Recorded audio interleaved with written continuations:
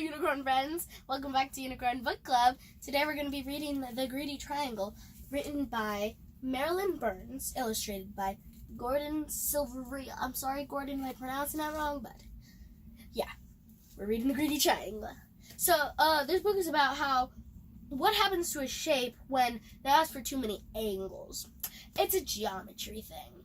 This book is also kind of about how you should love yourself the way you are. Like, you should feel beautiful because you probably are. I feel beautiful because I know I am. This triangle needs to feel beautiful. Once it feels beautiful, everything is amazing. Go beauty! Marilyn Burns is a mathematics educator. Marilyn has also written more than 12 books for children. The Greedy Triangle, written by Marilyn Burns, illustrated by Gordon Silveria. Once there was a triangle that was, as most triangles are, always busy. The triangle spent its time holding up roofs, supporting bridges, making music in a symphony orchestra, catching the wind for sailboats, being slices of pie and halves of sandwiches, yum, and much, much more. The triangle's favorite thing, however, was to slip into place when people put their hands on their hips. That way, I always hear the latest news, it said, which I can tell my friends. The triangle's friends liked hearing the news. One day, the triangle began to feel dissatisfied. I'm tired of doing the same old things, it grumbled. There must be more to life. So the triangle went to see the local shapeshifter. How may I help you? The shapeshifter asked the triangle. I think if I had just one more side and one more angle, said the triangle, my life would be more interesting. That's easy to do, said the shapeshifter. Poof! The shapeshifter turned the triangle into a quadrilateral. Life changed in a wonderful way. The quadrilateral was happy with all the new things it could do. The quadrilateral could be a baseball diamond, or first, second, or third base. It could take a position on a checkerboard or a chessboard. It could be a television screen, a computer screen, or a movie screen. It could frame windows or frame pictures, and much, much more. The quadrilateral's favorite thing, however, was to be the pages of a book. I learned so many interesting stories that way, it said, which I can tell my friends. The quadrilateral's friends liked hearing the stories. But one day, the quadrilateral began to feel dissatisfied. I'm tired of doing the same old things, it grumbled.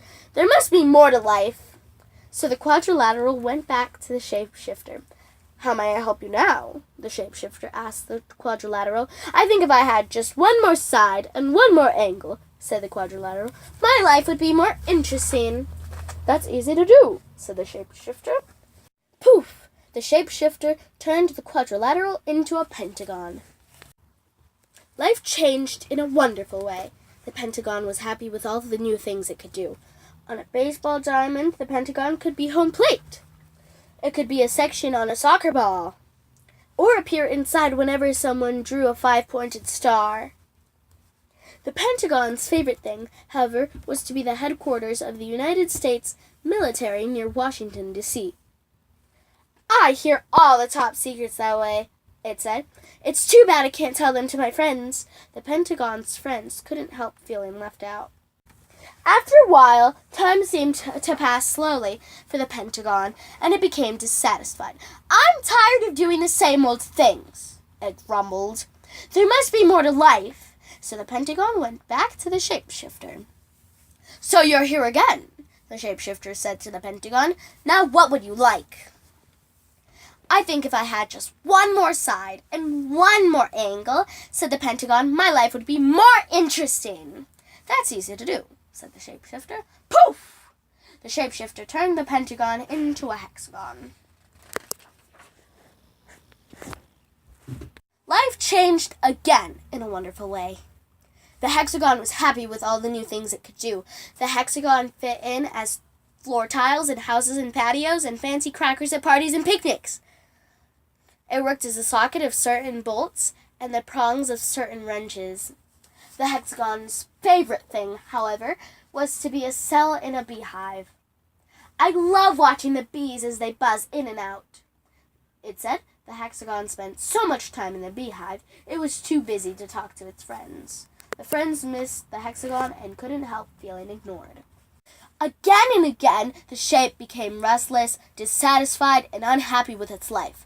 Again and again, it returned to the shapeshifter for more sides and more angles.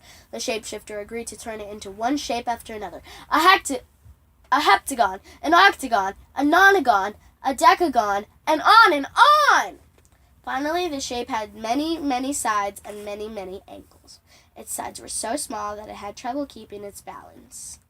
Its friends couldn't tell which side it was on and began to avoid the shape. One day, when the shape was going down a hill, it began to roll.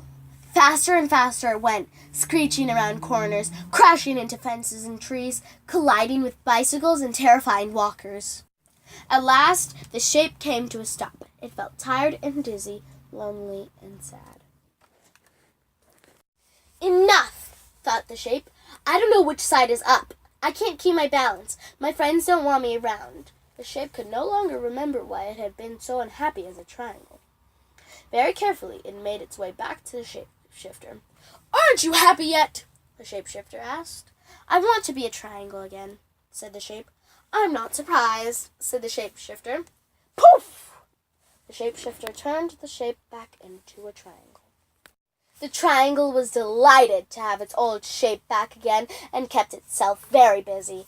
Once again, it held up roofs, supported bridges, made music in a symphony orchestra, caught the wind for sailboats, became slices of pie and halves of sandwiches, yum, and much, much more. Still, the triangle's favorite thing was to slip into place when people put their hands on their hips. That way I always hear the latest news, it said, which I can tell my friends. Its friends liked hearing the news and were glad the triangle was back in shape again.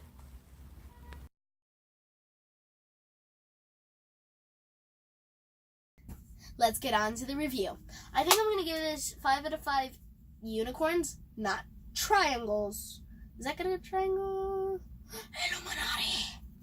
But I'm gonna give it a 5 out of 5 unicorns because this book has just an amazing moral to it. I feel like it just teaches kids an amazing lesson, and so I just really like that. Whether it's the don't add too many angles, or whether it's feel beautiful the way you are. Yeah. Just take a moment to feel beautiful. Say, I'm beautiful. I want you to brag every day, because you're beautiful. But anyway, guys, that's the end of it, and I'll see you when I flip to the next page. Bye! Beauty.